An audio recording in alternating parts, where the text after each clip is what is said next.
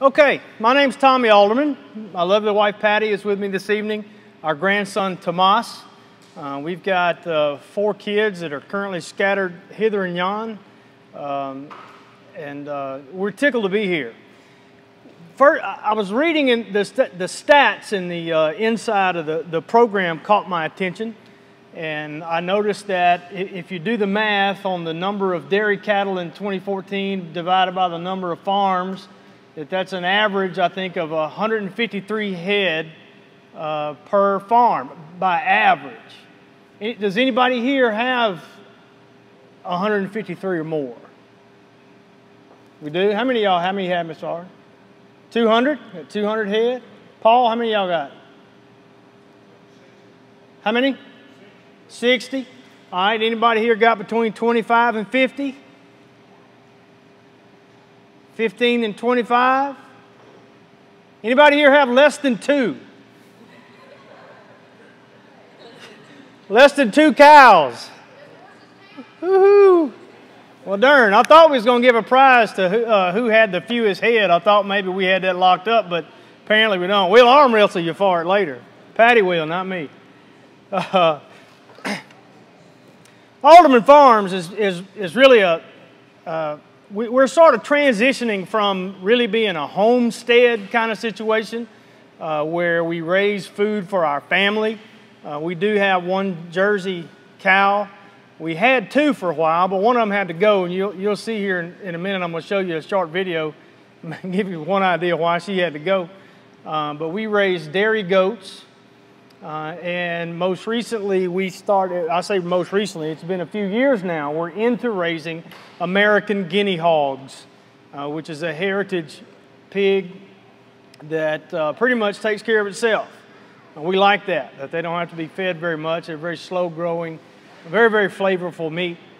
And so we're dabbling our toes and moving toward becoming commercial in the pork, processed pork. Had to go through the process of our labeling and whatnot. But I'm really not here to talk to you about us so much as I am to talk to you about you. Alderman Farms has a story. The story of Alderman Farms really goes back to the 1800s sometime. Now, Patty and I were both born and raised in Baker, Louisiana, but Patty's parents are from Louisiana. My parents are from here. Both my mom and my dad were born in Lincoln County, Mississippi, and they moved to the Baton Rouge area shortly after World War II. I'm a late baby. Got 1 sister that's 16 years older than I am. And my dad followed an uncle down there who called and said, "Boy, Exxon's hiring, you better get down here." And so they did. My sister was very young when they moved. I was born down there. But we've got family land out in the west part of the county. Sometime in the 1800s, my great-great-grandfather was granted a whole section of property. And of that, you know, between my first cousins and I, we still control most of it. And I guess the people who control the remaining little pieces are also kinfolk, because nobody knows of any sales that ever took place. But it's just so distant we don't know them. But 116 of that is ours. A funny little story about that, we had, who knows Lamar Foote? Anybody know Lamar Foote? Yeah, I shouldn't have done that. That's my cousin. And his mama and my daddy were brother and sister. And so Lamar actually lives on what turned out to be called Alderman Lane, which was not part of the Alderman section of land. It was part of the Laird section of land that my granddaddy married into. But by the time when it came time for my grandfather to split up the land between my dad, Lamar's mom, their sister Yuba, and their brother Vinton, Lamar, the 80 acres down there from the Laird piece was part of the proposition. And so there was a house on that property, and so Aunt Donis Lamar's mom ended up getting that 80 acres in a house. My Aunt Yuba got another 80 acres in a house. My Uncle Vinton got 80 acres in a house, and Daddy got 116 because it didn't have a house on it, and it was covered in worthless timber. Cha-ching. You know, trees used to be something got in the way, right? So that's how our land kind of came to be, and it's been unoccupied for a very long time.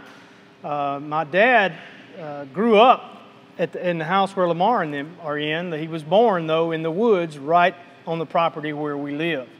So I don't want to bore you with any more of that, any more of our story, because it can get kind of long. And again, I'm not here to talk to you about my story, but I just want you to understand my farm has a story. And you know what? Your farm has a story. And people need to know the story of your farm.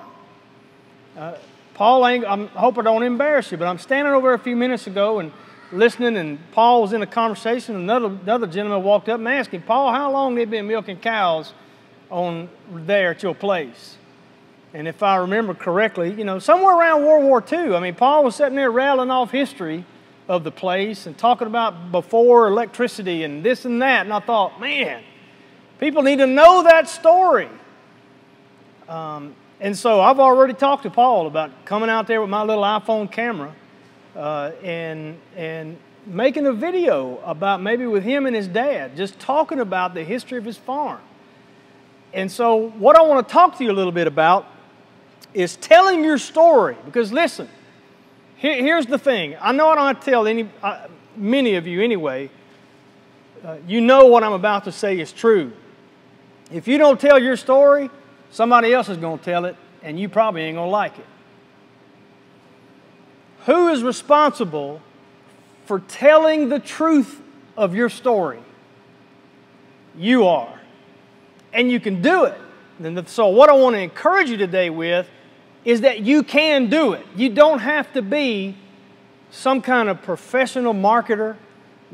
Especially nowadays, my goodness.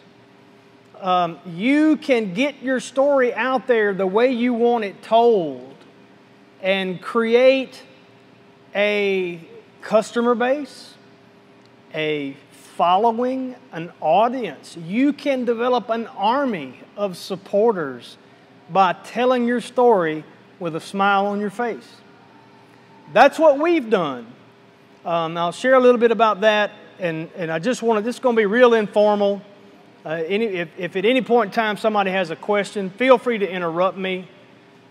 So here we go. Let's do it like this.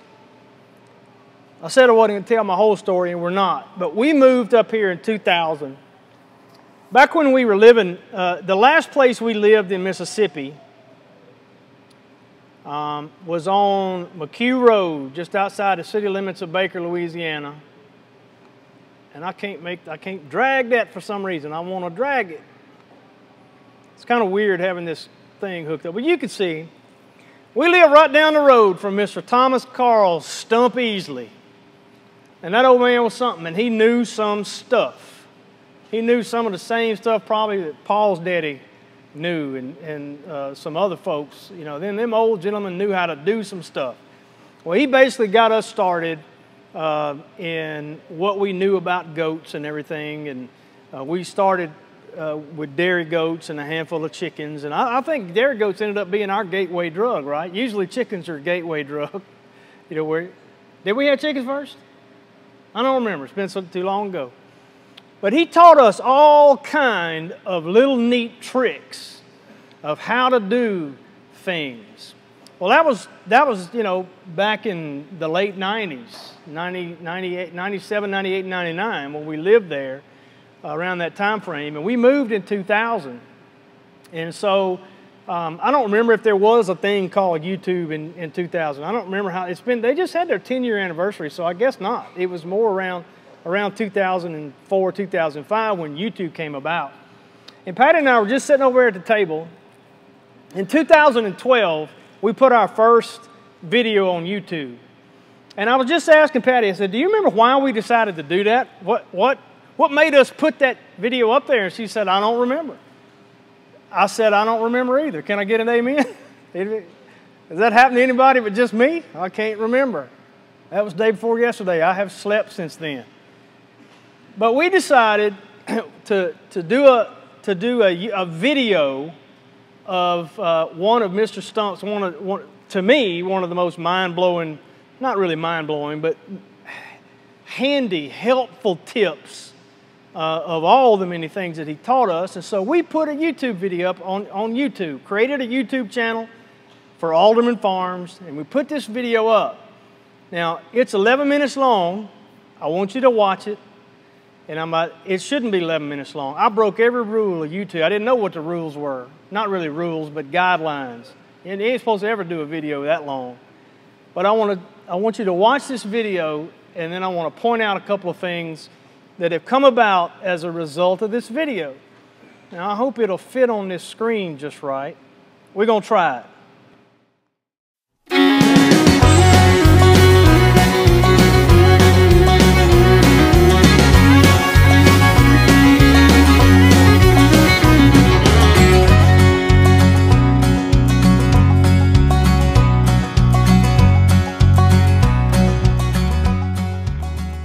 Hey there. Welcome to the very first installment of the Alderman Farms Homesteading Instructional Video Series. Those of you who know us know that we like to live as self-sufficiently as possible on a shoestring budget. And so we're going to show you a tip today in our very first video, how to set a corner post for a garden fence with no concrete. But it's going to be sturdy. You'll be able to pull it. This is a tip that was taught to me by really our mentor, the gentleman who got us into homesteading and goats and living off the land, Mr. Thomas Carl Stump Easley. And so we're going to dedicate this first video to him, and I hope you'll find it useful, and you'll be able to put it into play right away, set posts without concrete. Ready? Here we go. Obviously, if you're going to set a post, the first thing you have to have is a hole for the post. So we've selected a site where the corner post is going to go, and so I'm going to dig the hole. I'm going to dig it.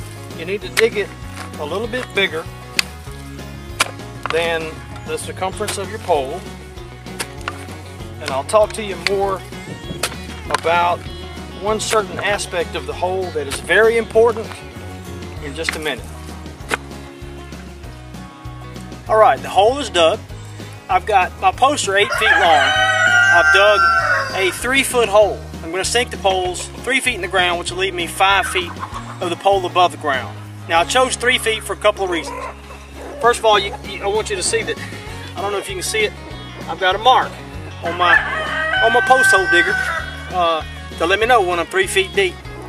By the way, you don't have to be a rocket scientist to dig a post hole, but you do need to have a PhD. Post hole digger. I'm sorry, that's free. Anyway, a couple of reasons why I chose 3 foot deep instead of 4, instead of half of the pole. The primary reason is logistics. At the 3 foot mark on my post hole digger, that's about as far as I can go and still get a bite because of the diameter of the hole. Now, I've got a 4 foot mark up here on this pole. If I want to go 4 feet, I can.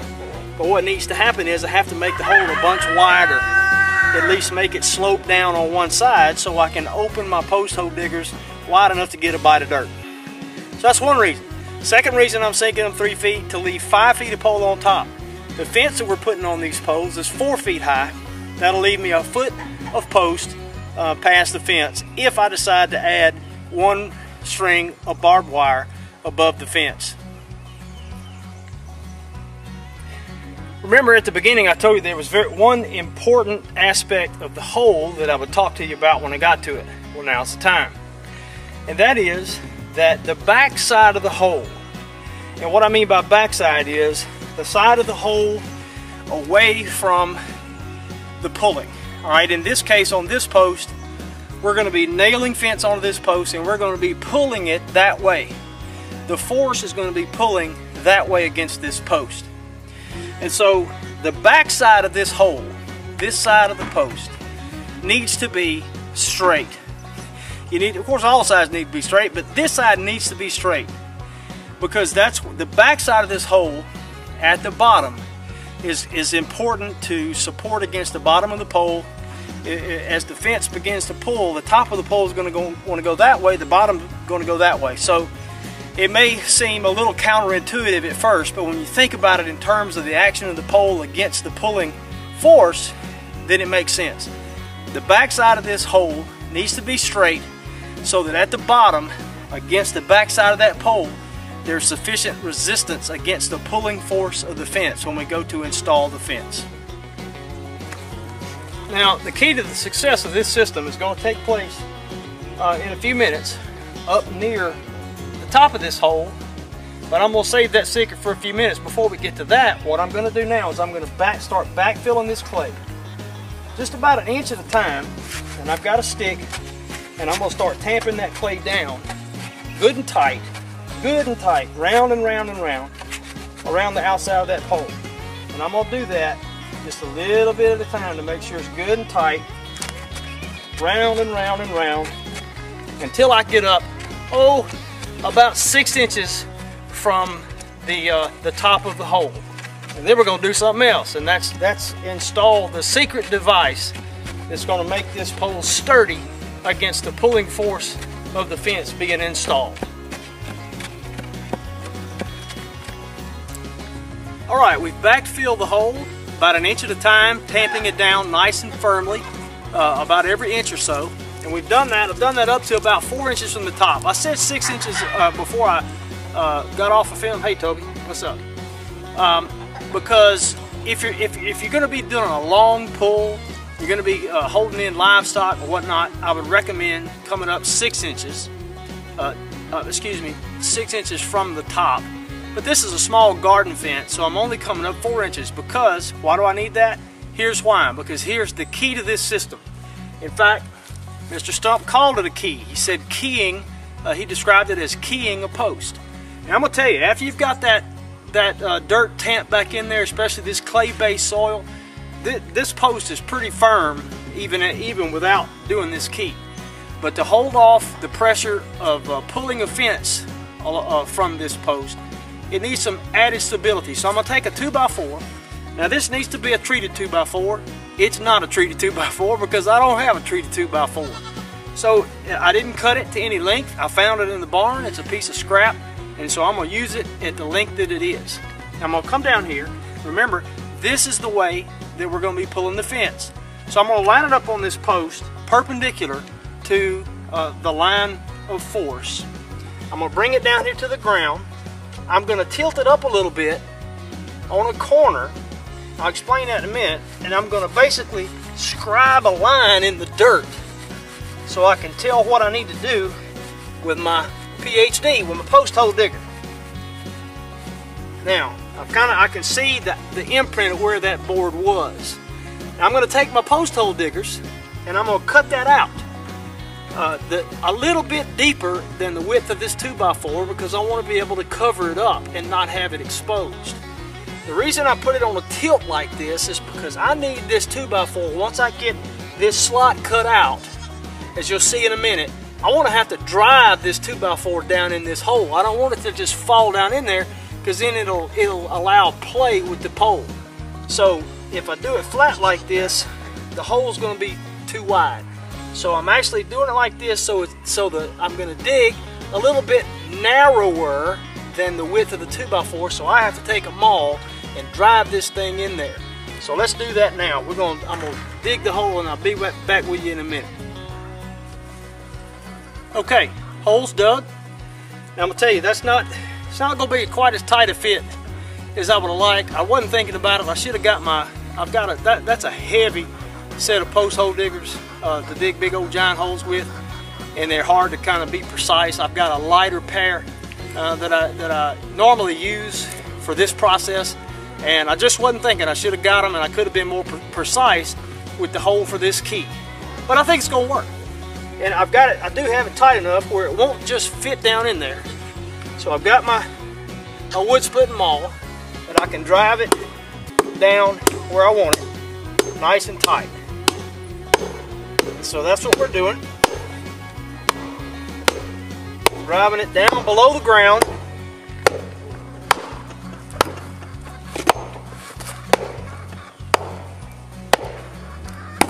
there it is. Now there's one more step. If I were doing a very long fence pull where there's going to be lots of pressure, big heavy fence and so forth over a long distance, that is, I would dig out an area right here, and I'd take me two 16-penny nails and drive it through the 2x4 or 2x6. If it was a big long strand, by the way, that's what I meant to tell you.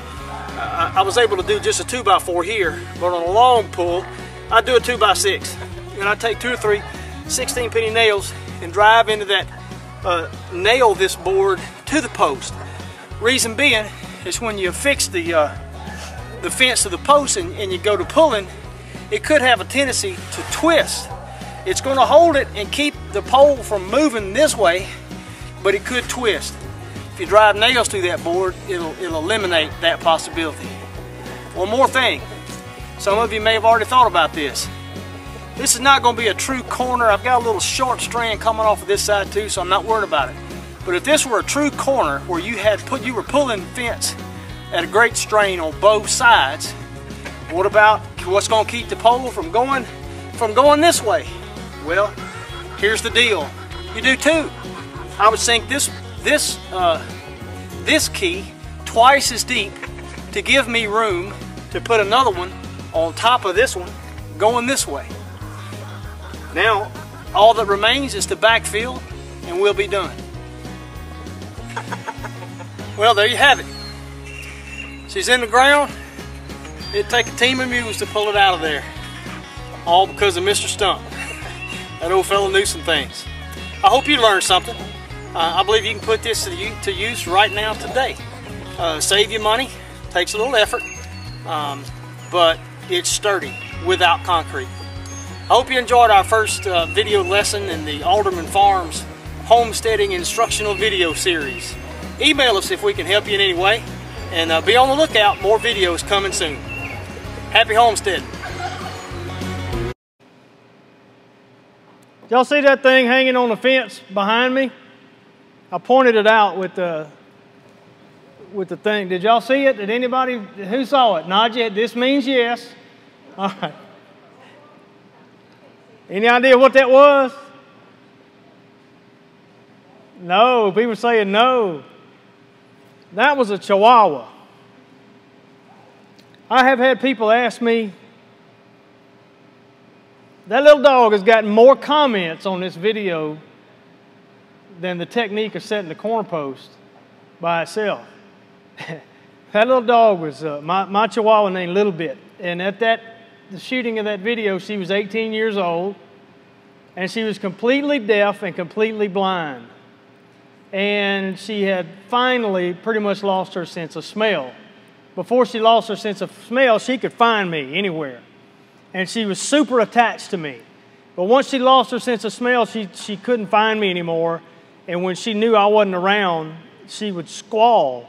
And because she was deaf, it was the worst sounding thing. It sounded like something from a horror movie. So Patty had made that little camouflage shoulder bag for the kids, I think, to go squirrel hunting with or something. And I found one day, and I said, you know what? And I just put her in there, and I carried that little dog around my neck everywhere I went nearly till she died. And I had her around my neck when I started digging that post hole, and I realized this ain't good because I'm doing like this, and she's flopping in the bag. You know, I said, well, this is going to hurt her. So I hung her there on the fence, and in between shots, I'd go over there and love on her and let her know I was right close. And it was bright sun. I couldn't see the viewfinder on my camera. I wasn't using an iPhone. I had a camera you could flip the view. I couldn't see her in there, so I had no idea she was in the frame of any of those shots until I was done and started editing it together. And I said, well, it's too late now. I can't do anything about it. And I'm glad I hadn't, because it's gotten, like I said, more comments than anything. But what I want you to know, can you see this? 278,993. That's how many times that video has been watched on YouTube since we put it up there.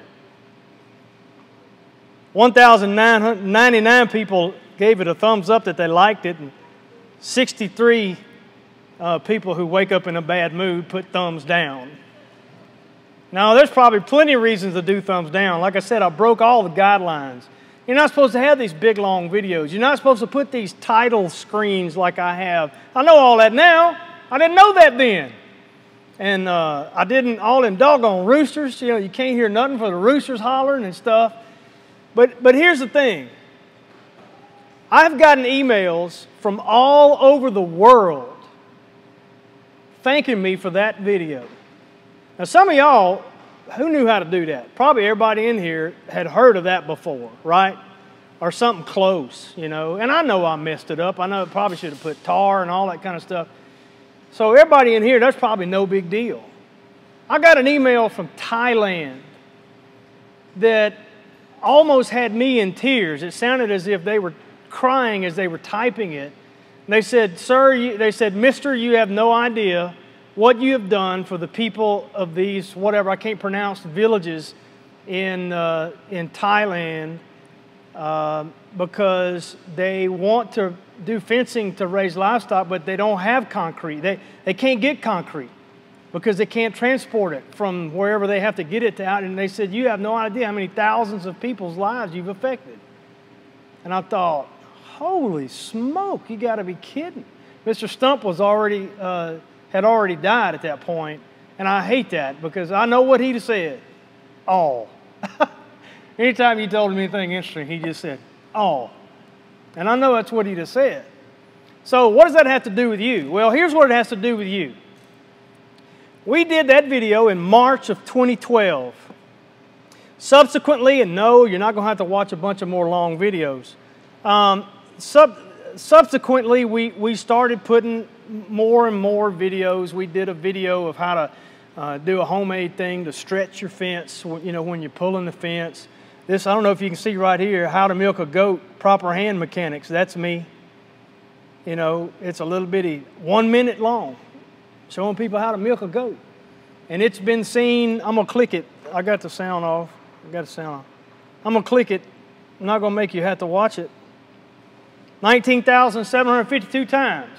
People have watched my little video on how to milk a goat, proper hand mechanics. We've done a video on Patty's biscuit mix that's gotten, I don't know, hundreds, I don't know how many, thousands and thousands and thousands. And we get emails from all over the place of people. So here's what it has to do with you. You know how to do something. Everybody out here has figured out some way to fix something without having to carry it to somebody else to fix, to save you money, to save you time.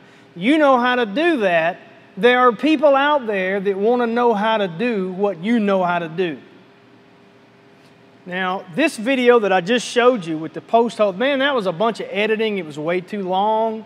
We don't do a bunch of editing anymore. I do occasionally, when the time is right, do a video with some editing. We shot a video for Rebecca last week at Dairy Day at the Brookhaven Farmers Market. I'm pointing over here. I'm bad as Patty. It's that way at Dairy Day. And so that requires some editing. But most of the videos that we put up nowadays, I shoot them on my iPhone, in a YouTube app on my iPhone. I put a title and upload it straight from my phone. Once it gets uploaded, then a little while later, I'll go sit on my laptop and log in, and I'll type the stuff that, you know, the description and all that inside baseball stuff I won't bore you with now. But has everybody got a smartphone in here? Raise your hand if you do not have a phone that will shoot video. There's a couple. Paul, you ain't got a phone to shoot video? Oh. You need one, because that's all you need, okay? Do what? Oh, no, man. C-Spire make you a deal you can't refuse, I promise. And I ain't getting paid for that. All right. I could talk to you all evening about YouTube. I'm not going to do that. It looks like the weather's getting ugly, so I don't want to take a whole lot of your time. But YouTube is where we started, okay? Since March of 2012, we now have approaching 1.3 million views of our YouTube videos. You heard me say we raise American guinea hogs. You can do a thing on YouTube called creating a playlist. And so I've put up, I don't know how many, I'll have to count them. I don't know how many American guinea hog videos that I have on YouTube, and I've got them in playlists, so somebody could go and watch all my American guinea hog videos at once, instead of having to look for data, you know, which dates they were, if they want to learn about the breed. Oh, by the way, another important thing about that post-hole digging video and how popular it became on YouTube, if you go to Google and type set a corner post, I come up #1. My video is the #1 result on Google because of that video on YouTube. If you don't know this, Google owns YouTube, so they're all very tied in. But here's another thing, another quick note, and then I'm going to move on about teaching people what you know how to do. Most people who spend any time on the internet, if you ask them what's the #1 search engine in the world, what's the #1 thing people use on the internet to search for information, everybody will say Google.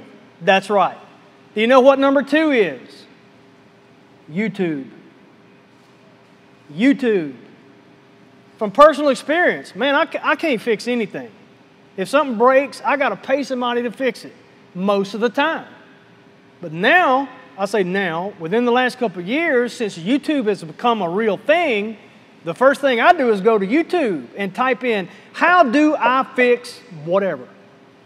And lo and behold, every time but one that I can remember that I've tried that, I have found a video showing exactly how to fix something broken on the exact make, model, year of thing I'm trying to fix. Washing machine or something. You know, unbelievable. Some dude, some of them are like some guy from Sears that does these nice professional videos. Some of them is some dude named Carl who is in his garage and said, hey, let me show you what I figured out how to do. And I'm like, you go, Carl. You just saved me $60 at least or whatever. So people need to know how you want it. So we started with YouTube. Some of this may be out of order. I think the next thing we did was set up our website. You need to have a website. I'm not going to go through all the parts of our website for the sake of time, but you need a website. If you enjoy writing or anything, put a blog on your website. That's just where you can write down your thoughts and share them with people. Facebook is huge out yonder in the internets. And so we have a Facebook page, facebook.com/Alderman Farms, where we have approaching 1,500 followers on our Facebook page. We have a Twitter account where you can send a message out to whoever's listening to you in 140 typed characters or less, but you can send links to videos and all that kind of stuff. We have an Instagram account, which is basically just photos. This is one of my favorites right here. I can't get it to slide over. Yeah, there it is. I call this giant nose on skinny legs. That's what it looks like. That's my Jersey honeybee. And, just had the camera right in front of her nose, and it didn't dawn on me till later that it looks like that big giant nose is walking around on a pair of skinny legs. Look, here's me and Tomas at Lake Okissa swimming and in the boat, and that's him hanging in my hammock. What's that got to do with farming? Well, it don't have much to do with farming, but it has to do with letting people see the type of people that we are. And so I encourage people when I'm telling them, I know Paul has mentioned that they do Facebook, and some folks are on social media, and Paul may already be doing all this. Paul may be the guy that needs to be up here telling me how to do this. But one thing I encourage people to do on your dairy, if you're going to start having a social media presence on your dairy, and you should, if you can't personally do it, somebody in your family can do it. Anybody got somebody in their family 14 years old or thereabouts? They can do it. You just got to give them direction on what to do and what not to do and so forth and so on. But what I encourage people to do is Yes, we want to see the cows. We sure do. And yes, we want to see you milking them cows. And that's important. And people need to see how your cows are cared for and how healthy they are. Because remember, somebody's going to tell your story. It needs to be you. So you tell it about your cows and your operation. But they also need to see you swimming in the water with your grandson with a big old smile on both of your faces. They need to see you, out in the garden with him. They need to see you clowning around with the critters and whatnot. Because what does it do? It lets them know you're human. It creates a relationship, a long-distance relationship. That may be the wrong word. Connection. How about that?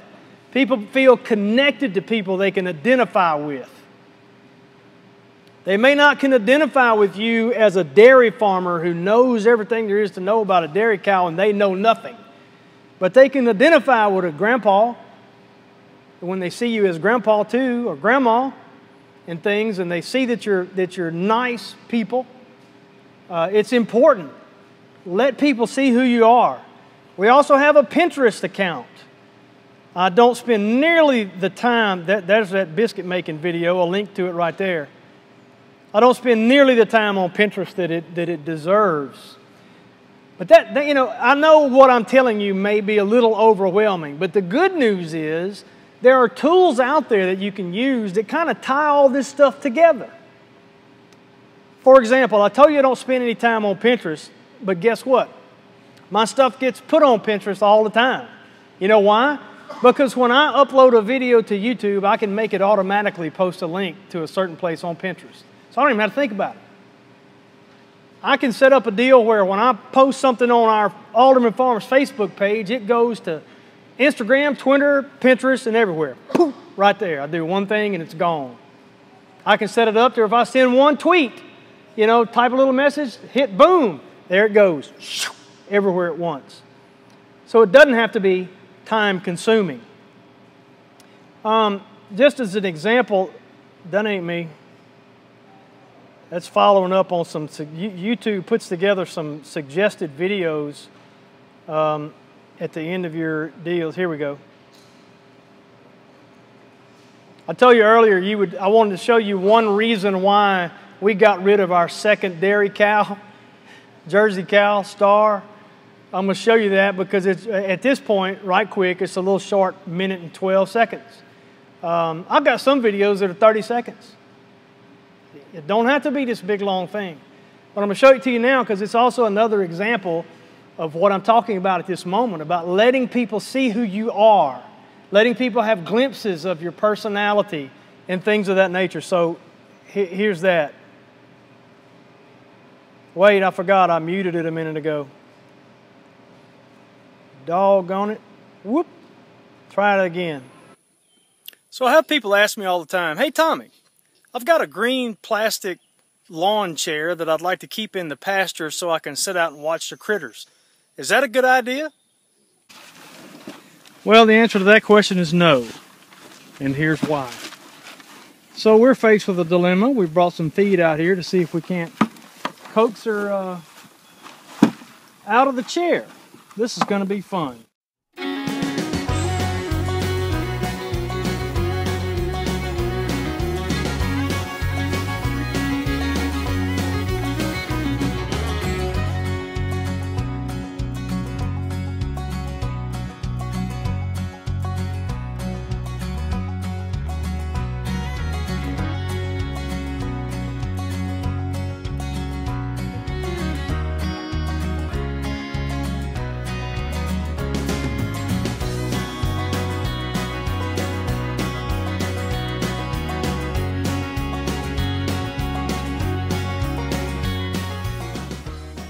Nothing to it, really.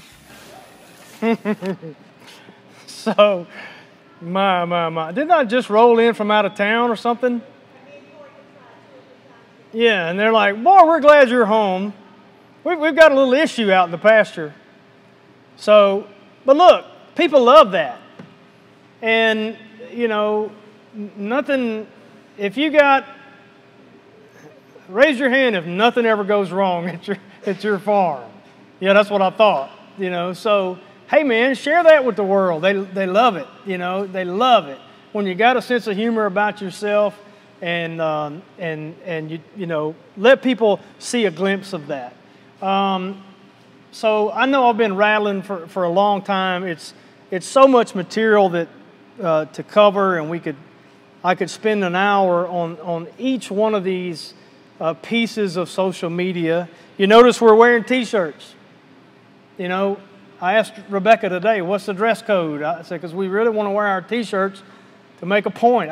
Everywhere I go, I've got, I wear one of these T-shirts. We've got one with the logo on the front, a different logo and the web address on the back. We've got another version where it's just the opposite. The round logo is on the back, and the web address is on the front.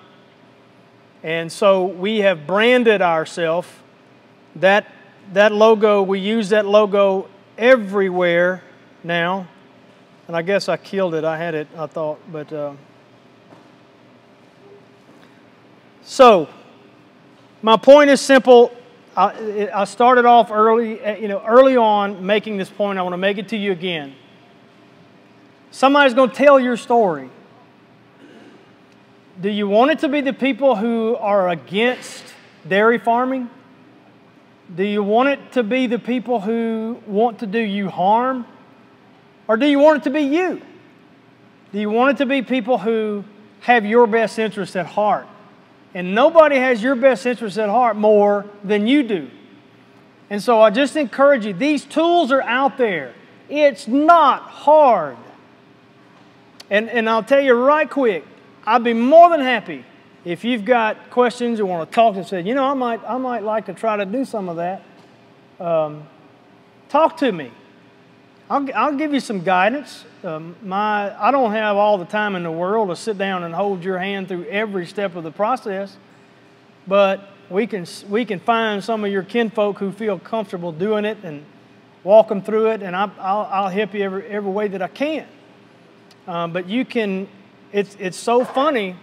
We started all of our social media presence before we really had anything to sell to the public in big terms, you know, like this guinea hog meat is about to be. Because in about 4 more months, I'm going to have a bunch of delicious packaged pork available. Guess what? I've got a market waiting on it because we built a demand before we even had the product to give. Because people, I didn't even show you any videos of my pigs. That's unbelievable. Patty's shaking her head because I am a man of the pigs. And I could live with the pigs just about. I love my pigs. But people have watched so many videos of our pigs and the way we interact with our pigs. And they watch, they see pictures on Facebook and Instagram and all this place of our pigs and how they live and how they're raised. And so they're ready. I mean, we got people on email lists ready to be notified when we've got some more pork available. And so that may not apply directly to you because I'm not sure how your marketing works or how the chain through which you sell. But it does matter to you in the sense of what I said earlier about building supporters, building an army to go out there and fight for you when the battle comes. Because there's a chance the battle could show here. Y'all watch the news, you keep up with the trade journals and you hear some horror story from other parts of the country where people with bad motives show up at a dairy somewhere and trick people into thinking you know what I'm talking about. That could happen here. And you need to have your story already out there to counteract all that. And you can do this. Okay? Any questions? Yeah, when are you going to stop talking? Other than that, any questions? No? Thank you very much.